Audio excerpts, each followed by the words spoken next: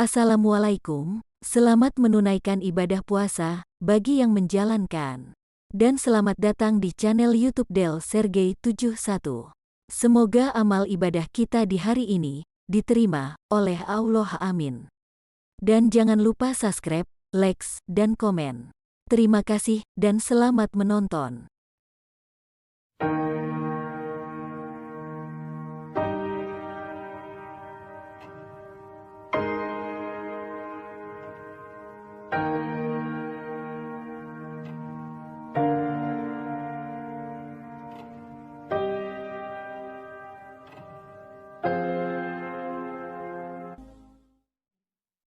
Akhi, kalau saya dikubur nanti, tolong sertakan handphone saya dengan saya. Itu kan punya saya.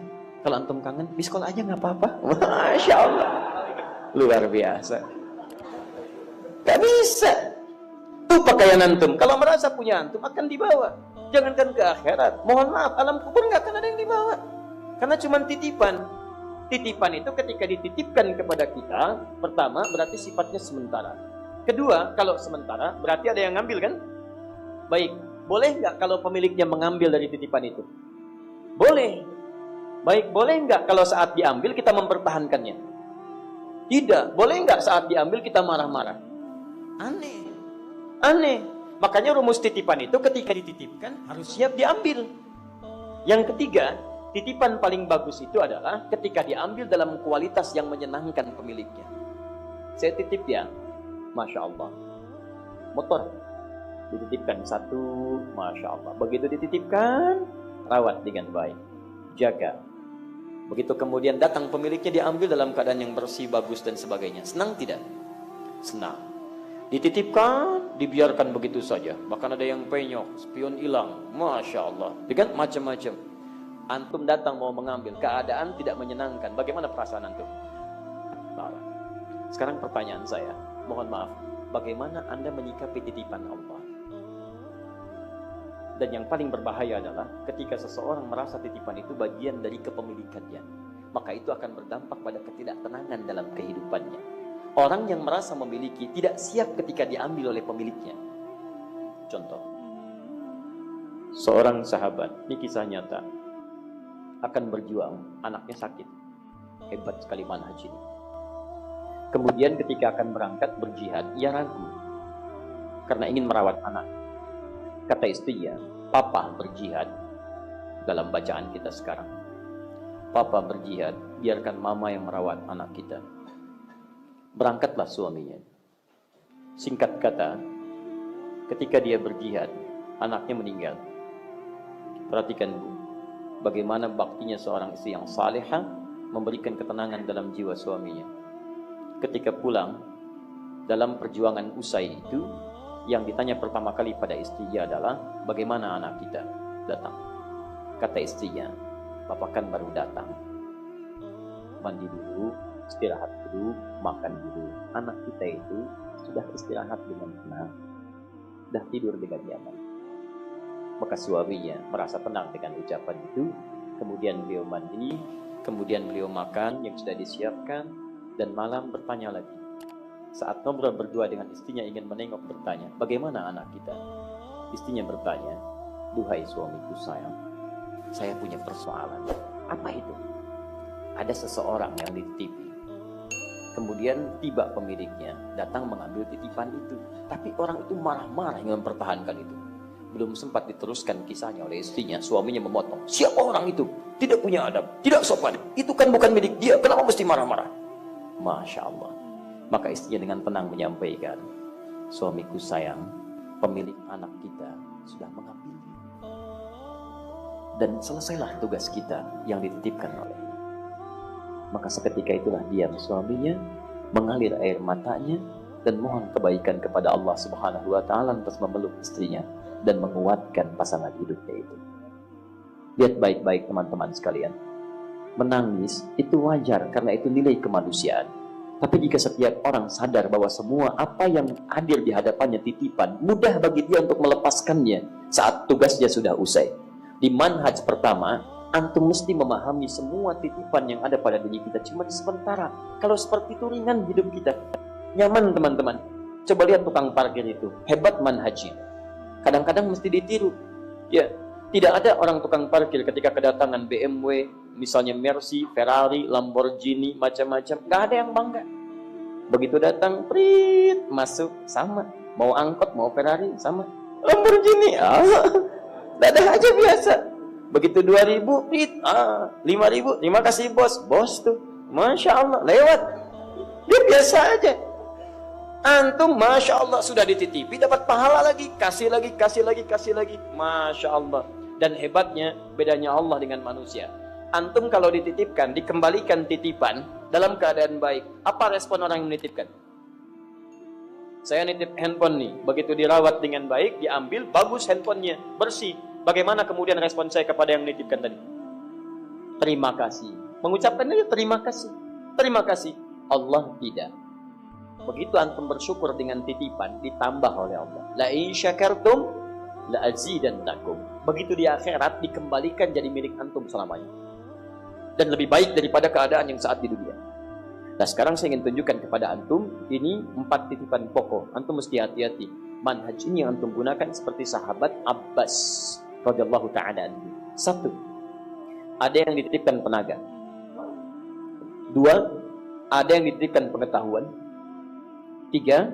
Ada yang dititipkan kedudukan. Dan 4. Ada yang dititipkan harta benda atau kekayaan. Ingat baik-baik, kalau antum pulang dari sini, coba antum ingat-ingat dari 4 ini, apa yang dititipkan kepada antum. Demi Allah saya katakan, antum mesti kenal betul ini. Karena ternyata itulah jalan yang mengantarkan anda ke surga. Titipan itu. Anda dititipkan pengetahuan. Dengan pengetahuan itu, anda bisa meningkatkan ketaatan kepada Allah dengan memahami itu dan menyampaikannya. Turunlah kemudian Quran misalnya, surah ke-47 ayat 19. Fa'lam, maka harus ada ilmu. Annahu la ilaha illallah. Untuk menetapkan tiada Tuhan selain Allah. Anda mencari ilmu. Quran surah 9 ayat 122.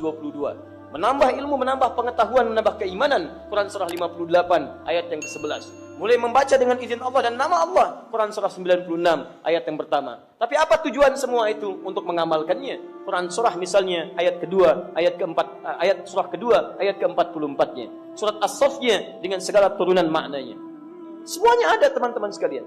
Antum yang ketitipan tenaga, ternyata dengan tenaga itu diminta antum beramal. Mulai ke masjid. Awas sebelum punah itu tenaganya. Karena kalau tenaga sudah tidak ada, nggak bisa melangkah lagi. Maka muncul dorongan-dorongan untuk mengaktifkan tenaga ini. Makmurkan masjid. Quran surah 9 ayat ke-18. Ayo jalan, hadirkan.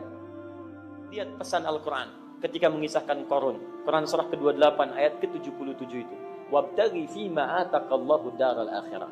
Wala tansa nasibaka minad dunya. Hei, harta ini itu bekal terbaik kamu mencari surga. Kamu tidak harus melupakan dunia, silahkan. Dapatkan dunia secukupnya yang kamu perlukan. Anak-anak, ayo, yang terbaik sekolahnya. Yang paling bagus, yang mendekatkan dengan Allah. Antum nikmati kehidupan dunia, yang sebutuhnya antum wajar dapati. Nabi pernah mengajak Abu Dzar Al-Ghifari. Begitu lihat gunung Uhud, kata Nabi, hei Abu Dzar, kalau saya diberikan emas sebesar gunung ini, maka yang pertama saya lakukan adalah memenuhi hajat saya, melunasi hutang-hutang saya. Setelah itu cukup kebutuhan saya berikan kepada orang yang membutuhkannya. Titipan. Jadi kalau manhaj ini kita gunakan dalam kehidupan kita, kita nikmat dan tidak pernah merasakan kehilangan. Jadi kadang-kadang saya suka bingung saya. Ada orang merasa rugi pada apa yang dia tidak punya. Aneh itu. Kan yang punya Allah dititipkan pada antum. Kenapa ketika Allah ambil antum merasa rugi? Kalau antum yang punya, antum boleh merasa rugi.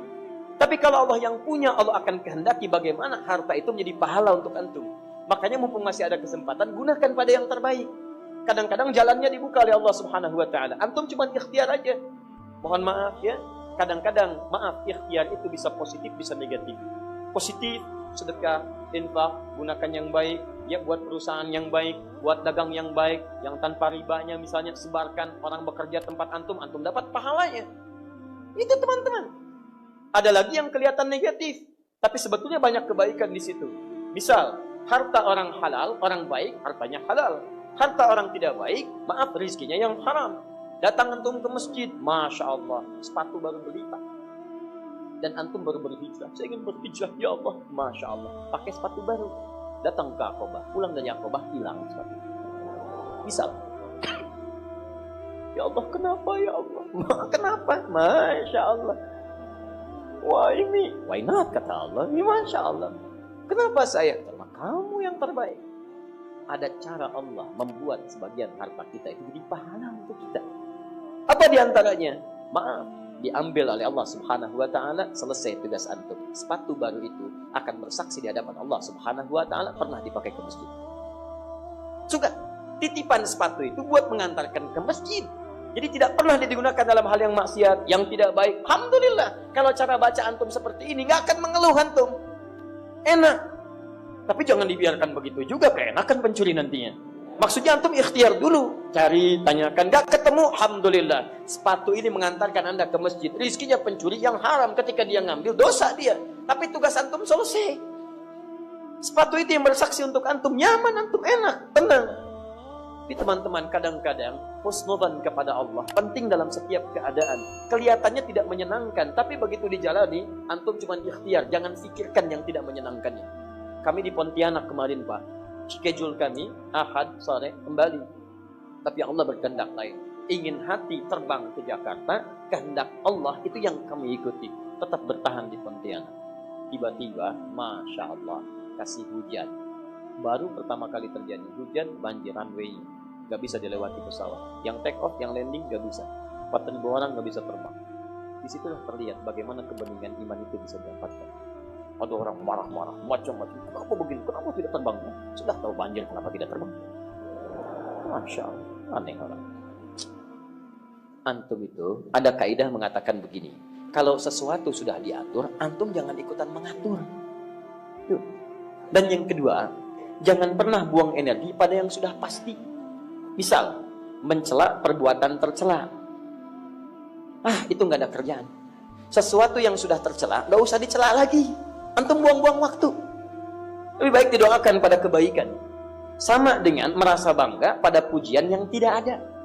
Kata antum segala puji milik Allah. Kenapa pengen dipuji? Gak usah pengen dipuji. Karena antum itu tidak punya pujian. Bangga pada pujian sama dengan maaf, tidak ada kerjaan. Seperti marah saat dicela pada sesuatu yang kita tidak miliki. Antum dicela orang, antum tidak punya celaannya, antum gak usah marah. Karena antum tidak punya celaan itu. Paham ya? Sama. Kasih banjir, kasih hujan, alhamdulillah. Gak usah marah, emang pesawat gak bisa terbang. Antum mau marah pun tidak membuat pesawat terbang. Antum marah tidak terbang juga. Jadi lebih baik ikuti hukum Allah. Apa yang terjadi? Masya Allah. Ustaz mohon maaf. Apa ya tuh mohon maaf? Lebih baik kita nikmati karunia Allah Subhanahu wa Ta'ala. Akhirnya Masya Allah, dengan tidak terbang itu kepiting datang. Udang Pontianak, Masya Allah. Durian Pontianak, makanan khas. Dibawa makan di kapal lewat sungai Kapuas. Masya Allah. Saya sampaikan teman-teman di sana, termasuk pada teman penghafal Quran. Akhi, kalau semua yang tidak terbang itu tahu, dengan tidak terbang akan makan kepiting, akan banyak berdoa orang di Allah mudah-mudahan tidak terbang. Hikmat. Jadi kalau kita cuma baca dengan bahasa-bahasa logika kita, capek kita. Husnudzan itu penting, tapi pada tempatnya. Pada yang harus ada tindakan, lakukan dengan tindakan. Ibu naik bis, di bis ada preman, Masya Allah, tangannya tiba-tiba ke dompet orang lain begini. Husnudzan aja kepada Allah. Bukan husnudzan, itu maling namanya. Tindakan di situ, copet, jelas. Tapi pada sesuatu yang sifatnya wajar, kita lihat dengan iman, gunakan iman kita. Itulah atas. Dan yang paling hebat adalah, ini yang paling penting, titipan keluarga yang berkumpul 4 hal tadi. Nah, Abbas ini salah satunya menggunakan titipan dunia dari Allah untuk bisa memperbaiki keluarganya supaya dekat dengan Allah. Karena yang dibawa ke akhirat nanti itu bukan titipan dunia yang 4 tadi, itu cuma bekal. Yang bisa kita bawa salah satunya mengantar ke surga itu keluarga besar kita. Saya berikan kabar baiknya, Quran surah 13 ayat 23 sampai 24. Perhatikan baik-baik. Jannatu 'adnin yadkhulunaha. Allah siapkan surga Adn. Dan ada orang-orang yang akan memasukinya. Wa man salaha min abaihim. Dan orang-orang soleh dari ayahanda dan ibundanya, orang tuanya. Jadi ketika masuk surga, ayah ibu antum ikut. Bareng-bareng nih. Wa azwajihim, pasangan-pasangannya. Jadi kalau suami, istrinya ikut ke surga. Bapak ibu suami, bapak ibu istrinya. Wa dzurriyyatihim, dan semua keturunannya. Bukan aulad, kalau aulad anak-anak. Kalau dzurriyyah, anak punya anak lagi, punya anak lagi, punya anak lagi sampai berakhir kehidupan. Sepanjang mereka saleh, salatnya saleh, maka ke surga bersama-sama. Tidakkah Anda bisa membayangkan dalam pelukan dunia, tadi saya lihat seorang ibu bawa anaknya, timang, senyum begini. Apa Anda tidak mempersiapkan kehidupan akhirat nanti? Bagaimana jika suatu saat berpisah? Karena sudah ada kisah di masa lalu, suami berpisah dengan istrinya, seperti Nabi Nuh, Nabi Lut berpisah dengan istrinya. Istri berpisah dengan suaminya, seperti Asia berpisah dengan Firaun. Kisah itu ditampilkan pada kita bukan untuk jadi cerita, tapi supaya antum menata manhaj hidup antum. Jangan sampai antum seperti itu. Maka itulah dibaca oleh para sahabat. Umar bergerak menata anaknya, Amr bin As menata anaknya, Abbas menata anaknya, mau laki-laki mau perempuan. Malik meninggal, istrinya Malikah, anaknya Anas ditata lagi oleh ibunya, single parent. Maka Abbas menjadikan aset kehidupannya untuk bisa membawa aset keluarganya. Beliau menginginkan bukan cuma saya yang soleh sendirian, anak saya, keluarga saya, kerabat saya, yang masuk surga bersama-sama. Apa antum tidak membayangkan nikmatnya melihat senyuman anak kita tiba-tiba berpisah di akhirat nanti? Dan itu abadi. Kalau berpisah dunia, besok kita lihat. Tapi kalau berpisah akhirat, kapan antum bisa lihat lagi? Dan tidak sedikit kemudian orang ingin kembali ke dunia untuk beramal saleh. Quran surah 63 ayat 9-10. Fa asaddaqa wa akum minas salihin. Ya Allah, beri kesempatan ya Rab untuk mengerjakan amal saleh lagi. Kami ingin bekal ya Allah, kami ingin bekal ya Allah. Kenapa antum tidak menyiapkan itu semua?